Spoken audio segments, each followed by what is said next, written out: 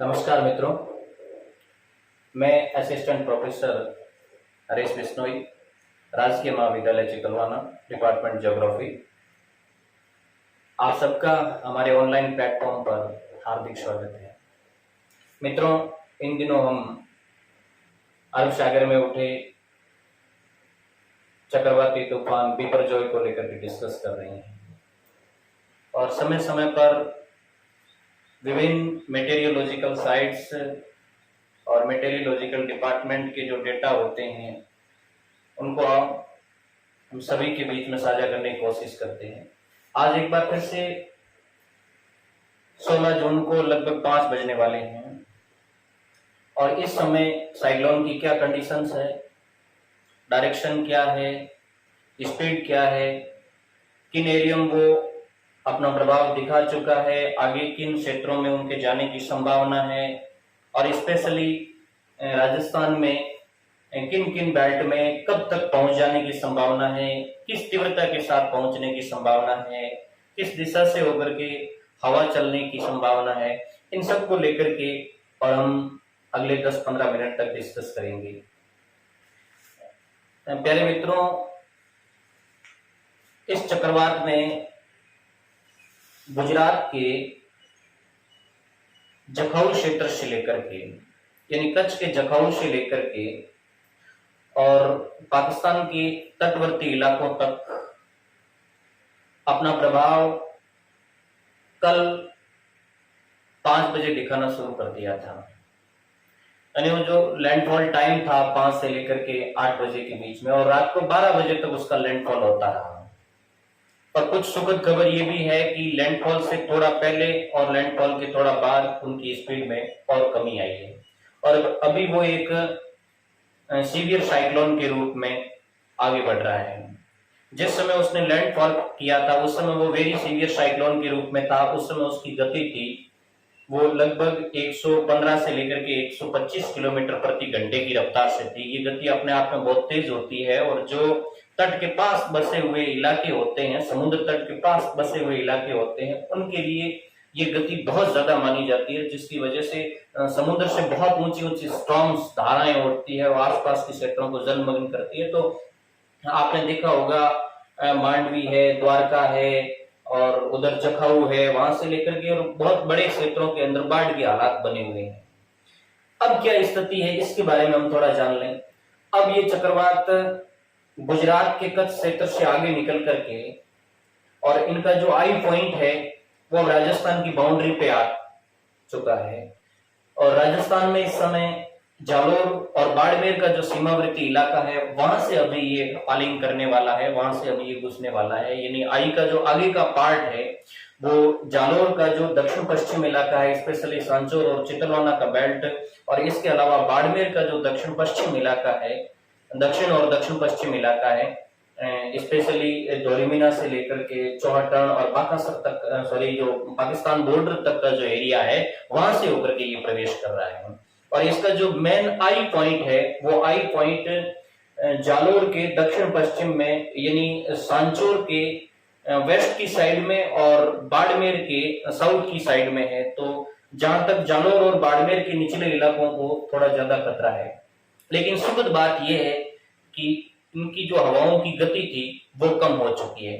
तो बिना किसी समय को जाया करते हुए मैं कुछ डेटा आप तक शेयर करना चाहता हूं। बेसिकली एक तो सबसे पहले ये जान ले कि अभी इसकी कंडीशंस कहां बनी हुई है। ये 16 जून को 5 बजे का डेटा है, एग्जैक्टली अभी का डेटा है, 5 बजे हुए हैं और अभी इसकी ये करंट लोकेशन यहाँ चल रही है। मैं पूर्व के भी वीडियो में आपको अच्छी तरीके से बता चुका हूं। ये जो रनिंग पॉइंट है ये इस साइक्लोन की आई है, ये इस साइक्लोन की आंख है, ये वाला पोर्शन और इसके बाहर का ये जो एरिया है ये बड़ा खतरनाक जोन है। साइक्लोन का सेंटर जितना खतरनाक नहीं है उससे कहीं ज्यादा बाहर का ये एरिया खतरनाक है। देखो 2 मॉडल इस समय बारी बारी से अपने डेटास दे रहे हैं, बहुत सारे मॉडल हैं लेकिन इफेक्टिव 2 मॉडल अभी डेटास दे रहे हैं। उन मॉडलों के डेटा के हिसाब से ये साइक्लोन आगे बढ़ रहा है, यानी पूर्वानुमानित रूप से उनके हिसाब से ये आगे बढ़ रहा है। ये आइकॉन मॉडल है और ये जीएफएस मॉडल है। आइकॉन मॉडल में और जीएफएस मॉडल में सिमिलरिटी है, यानी ज्यादा अंतर नहीं है। थोड़ा जीएफएस मॉडल है वो स्पीड ज्यादा बता रहा है, आइकॉन मॉडल है वो थोड़ी स्पीड कम बता रहा है। यदि अपन आइकॉन मॉडल की बात करें तो अभी ये जो साइक्लोन है ये आप देख रहे हो अच्छी तरीके से, इस समय 16 जून को 5 बजने वाले हैं और अभी ये जखाऊ पोर्ट से होता हुआ, यानी ये जो पाकिस्तान का एरिया है ये बेल्ट और ये गुजरात का बेल्ट, यहां से इसने लैंडफॉल किया है।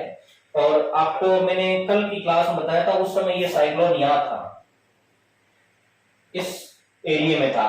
और हालांकि इसकी दिशा में भी थोड़ा बदलाव हुआ है, वो भी हम थोड़ा ट्रैक जानने की कोशिश करेंगे, दिशा में क्या बदलाव हुआ है और गति में क्या बदलाव हुआ है। तो इस समय ये जो है ये राजस्थान से करीबन 40 से 50 किलोमीटर अभी दूर है, ये इसका आगे का पॉइंट है। थोड़ा मैं इसको मार्क करके आपको बता दूं,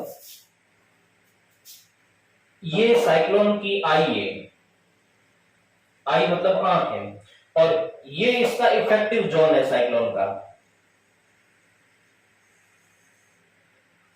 इस एरिया के अंदर जो जो बेल्ट आते हैं वो हवाओं से और बारिश से प्रभावित होते हैं। तो इस समय ये जो राजस्थान की बाउंड्री, स्पेशली गुजरात को इसने बहुत बर्बाद किया है। जामनगर, गांधीधाम से लेकर के कच्छ और नीचे अहमदाबाद, राजकोट, वहां अच्छी खासी बारिश हुई है। हालांकि निचले बेल्ट के अंदर हवाओं की गति थोड़ी कम है, जबकि जामनगर, गांधीधाम, कच्छ इस बेल्ट में हवाओं की गति भी बहुत ज्यादा तेज थी। अब जैसे जैसे ये आगे बढ़ रहा है अब इसकी गति थोड़ी कम हुई है। इस समय ये सीवियर साइक्लोन के रूप में आगे बढ़ रहा है, यानी इनकी गति है वो लगभग 80 किलोमीटर से लेकर के 100 किलोमीटर के बीच में है। और जैसे जैसे आगे बढ़ रहा है वैसे वैसे इसकी गति है वो कम होती जा रही है, ये भी हमें नोट करना है। तो ये है वो साइक्लोन का इफेक्टिव एरिया है। और ये राजस्थान का ये जो पार्ट्स देख रहे हैं आप, ये जालोर का इलाका है, ये वाला हिस्सा जालोर का है और ये इधर बाड़मेर का हिस्सा आ रहा है। तो जैसे ही ये साइक्लोन आगे बढ़ेगा तो इन इलाकों को ये प्रभावित करेगा, ये बाड़मेर के निचले इलाके और ये जालोर के निचले इलाके। तो स्पेशली ये जो जालोर का बेल्ट है ये चितलवाना और सांचौर का बेल्ट पड़ता है और इधर ये बाड़मेर का इलाका है। तो इस इलाके से होकर के ये राजस्थान में प्रवेश करेगा और राजस्थान में प्रवेश का इनका अप्रोक्सीमेटली विभिन्न मॉडलों का जो टाइम है वो लगभग 7 से 8 बजे के बीच में है, यानी 7 और 8 बजे राजस्थान में इनकी हवाओं का प्रभाव है वो शुरू हो जाएगा। अभी अब मैं मॉडल के द्वारा भी आपको बताऊंगा कि राजस्थान में कब तक पहुंचने वाला है या किस किस टाइम पर हवाओं की स्पीड क्या रहने वाली है। तो अभी इसकी एग्जैक्ट लोकेशन गुजरात के अंदर है और गुजरात के इस कच्छ सेक्टर को ये पूरा प्रभावित कर चुका है। पाकिस्तान का कल भी मैंने बताया था बदीन और खट्टा का सेक्टर इससे प्रभावित होगा। हालांकि बदीन ये छोड़ चुका है, क्यों छोड़ चुका है ये भी अपन जान लेंगे। खट्टा को इसने हल्का प्रभावित किया है क्योंकि इसका जो मूवमेंट था वो थोड़ा चेंज हुआ था। मूवमेंट चेंज कैसे हुआ वो भी हम आगे थोड़ा डिस्कस कर लेंगे। तो ये तो होगी राजस्थान की कंडीशंस। अब एक चीज मैं आपको बताना चाहता हूं कि कल में और आज में क्या बदलाव हुआ। कल जिस समय एग्जैक्ट मैंने आपको बताया था उस समय ये साइक्लोन यहां था, ये साइक्लोन की ये स्थिति थी। उसके बाद ये साइक्लोन हल्का सा मूवमेंट हुआ था, तब बहुत सारे मॉडलों ने यही बताया था कि अब ये साइक्लोन है वो पाकिस्तान की तरफ जाएगा। देखो ये जो लाइन है, देखो पहले ये इस लाइन में आ रहा था तो ये सीधी लाइन इस साइड में जा रही थी, तब सारे डेटा यही कह रहे थे कि भाई राजस्थान के अंदर आ रहा है। उसके बाद कल इसने हल्का सा मूवमेंट लिया, इसकी डायरेक्शन इधर हुई, तब बहुत सारे मॉडलों ने ये बताया कि भाई ये है वो बदीन और खट्टा की तरफ जा रहा है और राजस्थान के अंदर बहुत कम, यानी राजस्थान के दक्षिण इलाकों को प्रभावित न करके जैसलमेर और बाड़मेर को प्रभावित करेगा इस बैंड को। लेकिन जैसे ही सुबह के डेटा आए तो उसके बाद पता चला कि इस चक्रवात ने यहां आने के बाद अपना डायरेक्शन ये कर लिया है, यानी थोड़ा उत्तर पूर्व हो गया है और अब इसकी डायरेक्शन बिल्कुल उत्तरी पूर्वी हो चुकी है। तो अब वापस वही जो पुराना डायरेक्शन था उसके अंदर ये आगे बढ़ रहा है और अब ये राजस्थान के बहुत नजदीक आ चुका है। अब जो आगे की पॉसिबिलिटी है पाली से लेकर के और पूर्वी राजस्थान और दक्षिणी राजस्थान, उसमें क्या होगा ये कल के डेटा या सूर्योदय या कल 10-12 बजे के आसपास पता चल जाएगा कि कोटा संभाग और आगे भरतपुर संभाग है, वहां इसकी क्या कंडीशन रहेगी। अब इस कंडीशंस के हिसाब से गंगानगर, हनुमानगढ़, चूरू, सीकर, झुंझुनू, वहां इसका प्रभाव कम होता नजर आ रहा है। इसका प्रभाव है वो जोधपुर के निचले इलाके में, बीकानेर में भी इसका प्रभाव लगभग कम होता नजर आ रहा है। जोधपुर के निचले इलाके में विशेष करके बाड़मेर, जोधपुर, जालोर, पाली, सिरोही, इस बैंड के अंदर इसका इफेक्ट है वो ज्यादा नजर आ रहा है। हवाओं की गति थोड़ी कम हुई है, ये हमारे लिए राहत की बात है। बारिश, सारे मॉडल यही बता रहे हैं कि अच्छी खासी बारिश होगी। राजस्थान के मौसम केंद्र से समय समय पर जो डेटा दिए जा रहे हैं उसमें भी यही बताया जा रहा है कि मध्यम बारिश 10 से 15 सेंटीमीटर के बीच में हो सकती है। भारतीय मानसून विभाग ने जो डेटा जारी किए उसमें भी यही बात बताई गई है कि जो राजस्थान के अंदर बारिश है वो 10 से 15 सेंटीमीटर के बीच में हो सकती है, कि अपने आप में एक मध्यम वर्षा मानी जाती है। हालांकि ज्यादा खतरे वाली बात नहीं है, फिर भी हमें सतर्क और सावधान रहने की आवश्यकता है। उसके बाद बारिश का जो एरिया है उसको मैं आपको बता दूं कि बारिश का क्या सिस्टम रहने वाला है और ये किस टाइम में कहां पहुंचेगा। ये एक बहुत अच्छा लॉजिक है, थोड़ा अपन ये समझ ले कि ये किस समय कहां पहुंचेगा। अभी आप जो डेटा देख रहे हैं अब आपको अच्छी तरीके से दिखेगा, क्योंकि स्पेशली अब खतरा अब राजस्थान के लोगों को डर है, क्योंकि गुजरात के लोगों ने इसका खतरा झेल लिया है। इधर पाकिस्तान को डर है। अब राजस्थान का ये जो बेल्ट है 16 जून को 5 बजे का ये डेटा है, जैसे ही 6 बजेंगे, अब राजस्थान से अभी भी थोड़ा इसका स्पेसिफिक एरिया दूर है, जैसे ही 7:30 बजेंगे, 7:30 बजे के बाद में ये येलो पट्टी है वो राजस्थान प्रवेश कर रही है। इसका मतलब 7:30 बजे के आसपास हल्का हल्का प्रवेश हो रहा है, तो थोड़ी स्पीड बढ़ जाएगी हवाओं की और बारिश की भी हल्की हल्की संभावना बढ़ेगी। और उसके बाद ये 8 बजे का टाइम है, 8 बजे इसका राजस्थान के अंदर प्रवेश शुरू हो जाएगा। उसके बाद 9 और 10 बजे रेड पट्टी का प्रभाव भी राजस्थान के अंदर शुरू हो जाएगा। तो थोड़ा 10 बजे के बाद हवाओं की गति बढ़ सकती है। आप यूं मत मानना कि 10 बजे के बाद बहुत तेज तूफान आएगा, ऐसा कुछ नहीं। हवाओं की गति बढ़ेगी, थोड़ी बारिश की मात्रा बढ़ सकती है। 11 और ये जब 12 बजेंगे उस समय साइक्लोन की आई है वो राजस्थान की बिल्कुल नजदीक आ चुकी होगी और आगे का भाग है वो राजस्थान में प्रवेश कर चुका होगा। तो ये एग्जैक्टली राजस्थान के अंदर डिफिकल्ट कंडीशंस मानी जाएगी, क्योंकि किसी भी बेल्ट के अंदर सबसे ज्यादा नुकसान उस समय होता है कि आई से थोड़ा वो बेल्ट आगे की तरफ और राइट हैंड साइड की तरफ होता है। तो जैसे इस कंडीशंस के अंदर कौन से बेल्ट प्रभावित होंगे, ये रात के 12 बजे का समय और आई लगभग राजस्थान के पास आ चुकी है ये बेल्ट। अब ये जो राजस्थान का एरिया है ये बहुत ज्यादा प्रभावित होगा। ये नीचे गुजरात का एरिया है, क्योंकि इस साइड्स के अंदर खतरनाक पौने और खतरनाक बारिश होती राइट हैंड साइड्स के अंदर। तो रात को 12 बजे के बाद या 12 बजे के आसपास बहुत तेज हवाओं की संभावना है राजस्थान के दक्षिण पश्चिम इलाके, स्पेशली जालोर और बाड़मेर के अंदर। उसके बाद आई का प्रवेश हो जाएगा। आई मतलब आंख का। ध्यान रखना, यदि तेज हवा आई है किसी स्थान पर, देखो ये 40-50 किलोमीटर का एरिया होता है ये बीच का शांत क्षेत्र।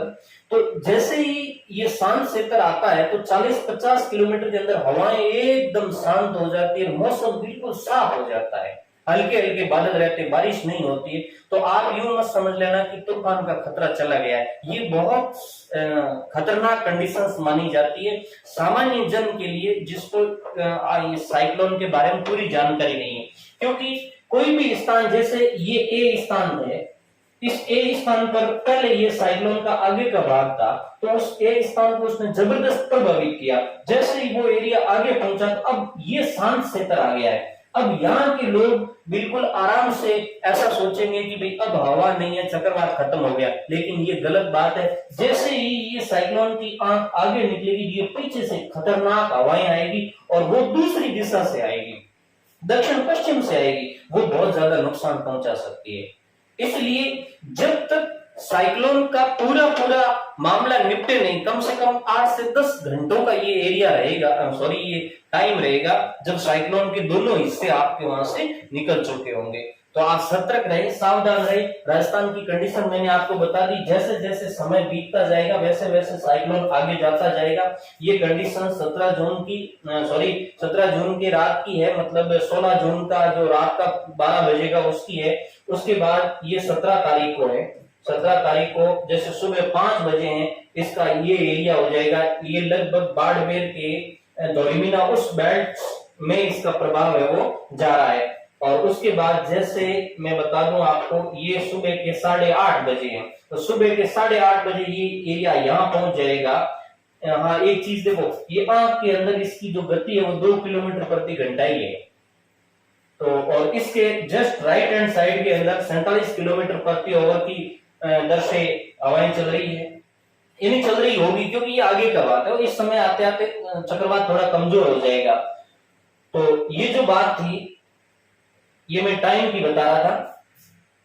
जैसे ये है वो सुबह के 9:30 बजे, ये 17 तारीख को 9:30 बजे ये चक्रवात बाड़मेर साइड के अंदर आगे बढ़ेगा, और उसके बाद 12:30 बजे के आसपास लगभग ये मिडल बाड़मेर चला जाएगा। और उसके बाद देखो धीरे धीरे ये कमजोर हो रहा है। और उसके बाद एक चीज इसने और बताई है कि लगभग 17 जून की शाम होगी, उसके बाद वन टाइम ये बाड़मेर में ऊपर की तरफ जाएगा और फिर नीचे की तरफ आएगा, फिर नीचे जोधपुर और उदयपुर साइड की तरफ आएगा। जोधपुर साइड की तरफ नहीं जा रहा है, ये मॉडल बता रहा है आपको, आइकॉन मॉडल। और जीएफएस मॉडल के अंदर जो स्पीड बताई गई है, जीएफएस मॉडल इसको ऊपर की तरफ ले जा रहा है, पाली और उदयपुर के बीच में। तो अप्रोक्सीमेटली जोधपुर, पाली और उदयपुर, इस 3 बेल्टों के बीच में इसकी आंख के जाने की पॉसिबिलिटी है, और अच्छी खासी हवाएं और बारिश के रहने की पॉसिबिलिटी। तो राजस्थान के लोगों के लिए, स्पेशली जालोर और बाड़मेर के जो निचले इलाके के लोग हैं, उनके लिए थोड़ा सावधान होने की आवश्यकता है। तो एक चीज तो ये आपको अभी करंट के डेटाज मिल गए। एक चीज मैं आपको और बता दूं, इंडियन मीटेरियोलॉजिकल डाटा है, उसमें कहां क्लाउड की क्या स्थिति रहने वाली है और किस तरीके से उसने मूवमेंट किया है, आगे क्या मूवमेंट करने की पॉसिबिलिटी है, वो भी एक चीज मैं आपको बता दूं। इंडियन मेटेरियोलॉजिकल डिपार्टमेंट की ये डाटा है।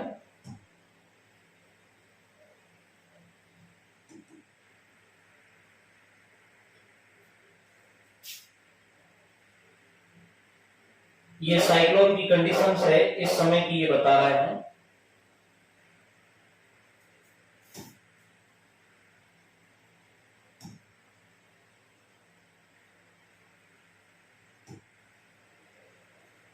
मैक्सिमम इफेक्टिव एरिया रहेगा इस साइक्लोन से ये राजस्थान का जैसलमेर का निचला इलाका, बाड़मेर।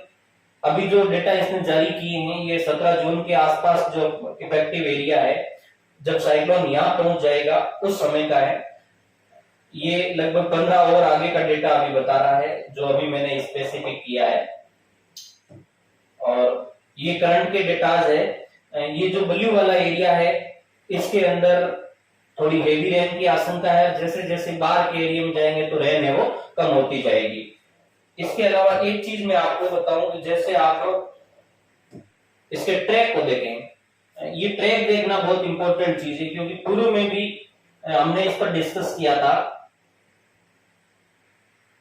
देखो शुरुआत में तो इसकी डायरेक्शन थी वो नॉर्थ की तरफ रही थी, लेकिन जब ये साइक्लोन यहाँ आया था, ये चीज हमने पूर्व में भी देखी जा चुकी है, ये साइक्लोन यहाँ आया था लगभग 450-500 किलोमीटर दूर था गुजरात से। उस समय एक पॉसिबिलिटी बन रही थी कि भाई अब जो इसका डायरेक्शन है वो कराची की तरफ जा रहा है या ओमान की साइड में ये चला जाएगा। लेकिन उसके बाद ये अचानक ही इसने नॉर्थ ईस्ट की तरफ ट्रैक किया था, और उसके बाद ये धीरे धीरे आगे की तरफ बढ़ता गया, ये देखिए। और उसके बाद नॉर्थ के अंदर, नॉर्थ ईस्ट के अंदर आया।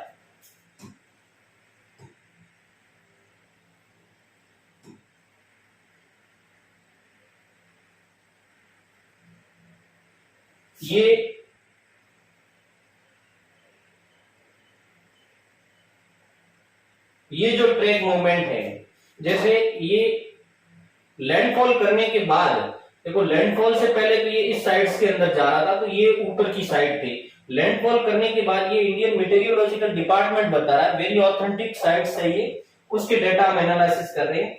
लैंडफॉल करने के बाद इसने हल्का सा ट्रैक है वो south east sorry north east की तरफ लिया, उत्तर पूर्व की तरफ लिया, फिर ये नीचे बढ़ा और नीचे आया उसके बाद, तब राजस्थान के अंदर खतरा है वो बढ़ा। उसके बाद ये हल्का सा ऊपर की तरफ उठा है और अब ये धीरे धीरे ये देखिए राजस्थान का ये निचला इलाका है,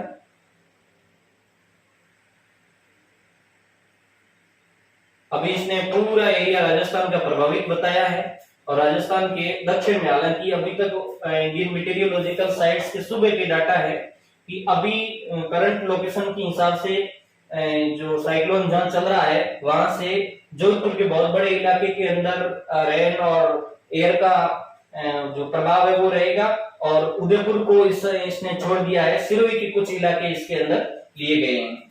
और इसका जो ट्रैक बताया गया है, जो भी स्टूडेंट्स या जो लोग देख रहे हैं, यदि आप वास्तविक इसका डेटा एनालिसिस करना चाहते हैं तो आप इंडियन मीटेरियोलॉजिकल डिपार्टमेंट की साइट्स पे जाइए, वहां आपको पूरा डेटा समय समय पर अपडेट डेटा मिलेगा ताकि कोई भ्रम की स्थिति भी नहीं रहेगी। तो ये दो डेटा हमने एनालिसिस कर लिए, एक तो इंडियन मीटेरियोलॉजिकल का डेटा और एक जीएफएस, और एक है वो ये सेंट्रल जो इंडिया के डेटास दिए जाते हैं उनका हमने एनालिसिस किया। तो सीधी सीधी बात है कि राजस्थान के अंदर अभी ये प्रवेश कर रहा है, लगभग 7 से लेकर के 8 बजे प्रवेश कर लेगा। उस समय राजस्थान के अंदर नॉर्मली दक्षिण पूर्व से हवाएं चलेगी। पहले सभी को ये अपनी जानकारी में रख लेना है कि आंख है वो राजस्थान के जालोर जिले और बाड़मेर जिले की तरफ आ रही है साइक्लोन की। तो सबसे पहले आपके यहाँ दक्षिण पूर्व से हवाएं चलेगी, जैसे जैसे आंख आपके नजदीक आएगी वैसे वैसे हवाएं दक्षिण पूर्व के बजाय दक्षिणी होती जाएगी। यदि आप साइक्लोन के राइट साइड में हैं तो आपके यहाँ यदि तेज हवा दक्षिण से चल रही है, इसका मतलब आप साइक्लोन की आंख की राइट साइड में हैं। और राइट साइड में यानी दाहिने भाग के अंदर जो भी एरिया आएंगे, जैसे ये साइक्लोन चल रहा है इसके दाहिने भाग में, आंख के दाहिने भाग में जो भी एरिया आएंगे, इस आंख के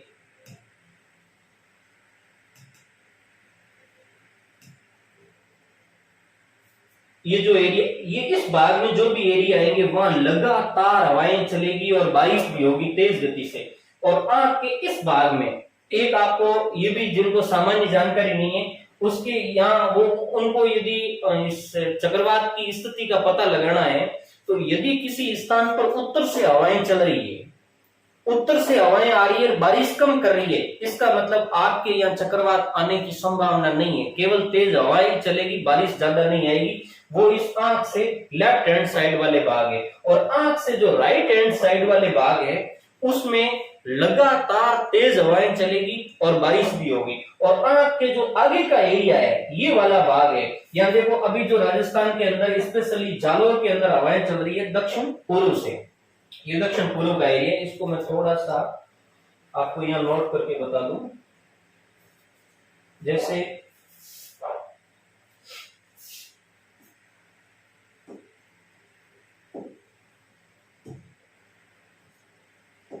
हवाओं की डायरेक्शन के संदर्भ में, जैसे ये कोई आपका एरिया है और आपके यहां यदि इस साइड से हवा आ रही है, ये दक्षिण पूर्व एरिया है, दक्षिण पूर्व से हवा आ रही है, इसका मतलब आप साइक्लोन की आई के डायरेक्शन में हो और आपके यहां तेज गति से, आपकी तरफ तेज गति से चक्रवात है वो बढ़ रहा है। यदि कोई स्थान पर इस साइड से हवाएं आ रही है या इस साइड से हवा आ रही है, इसका मतलब आप आई के राइट साइड में आ चुके हैं, अभी आप आंख के दक्षिण हिस्से में आ चुके हैं, और ये जो हवाएं आएगी वो तेज बारिश लेकर के आएगी, ये भी आपको ध्यान रखना है। इन हवाओं के अंदर हल्की हल्की बारिश होगी और तेज गति से बादल है वो इस साइड्स के अंदर जाएंगे। और यदि किसी स्थान पर इस साइड से हवा आ रही है, ऐसे ये हवा आ रही है, इसका मतलब आपके राइट हैंड साइड में तूफान रह गया है और ये हवाएं आपको ज्यादा परेशान नहीं करेगी। हवा की गति तेज हो सकती लेकिन बारिश इनके अंदर नहीं होगी। और नॉर्मली इस आंख के आसपास है उस एरिया के अंदर हवा राउंड लेगी, पहले दक्षिण पूर्व से आएगी, फिर दक्षिण से आएगी, फिर है वो उत्तर से आएगी, फिर उत्तर पश्चिम से आएगी। तो ये हवाओं का मूवमेंट है। हवाओं का मूवमेंट और बादलों के मूवमेंट से पता लगाया जा सकता है कि साइक्लोन की क्या स्थिति है और कहां साइक्लोन जा रहा है। तो आशा है कि हमारे द्वारा दी गई जानकारी आप तक पहुंची, आप अच्छी तरीके से उसे समझ पाए। लेकिन मेरा आपसे निवेदन है कि ये साइक्लोन 1998 के सुपर साइक्लोन की तरह भयानक नहीं है। ये सीवियर साइक्लोन की कंडीशन में पहुंच चुका है और लगभग 17 तारीख को 8 से 10 बजे के बीच में ये डिप्रेशन में चला जाएगा। डिप्रेशन में जाएगा तो हवा की स्पीड है वो 50 किलोमीटर पर हावर हो जाएगी और उसके बाद में ये डीप डिप्रेशन में चला जाएगा। और ऐसी कंडीशंस में जब डीप डिप्रेशन में जाएगा, ये 17 तारीख को 12 से 4 बजे के बीच में होगा, जब ये जालोर के या बाड़मेर के जालोर के उत्तर की साइड में चला जाएगा, बागोड़ा से लेकर के उस बेल्ट में और बाड़मेर के सिंदरी उस बेल्ट में जाएगा, उस समय ये डीप डिप्रेशन में चला जाएगा। वहां स्पीड इसकी 30 से 50 किलोमीटर प्रति घंटा होगी और उसके बाद 18 तारीख को ये है वो लो प्रेशर एरिया के अंदर कन्वर्ट हो जाएगा।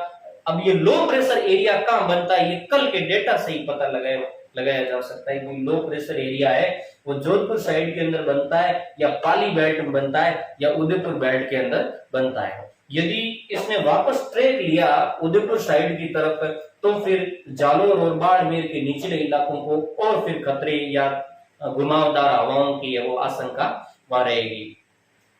बाकी इनकी स्पीड का कम होना हमारे लिए फायदेमंद है। तो आशा है कि आप जब तक ये चक्रवात खत्म न हो जाए तब तक किसी अवसाद या डिप्रेशन में न जाएं, डट करके मुकाबला करें।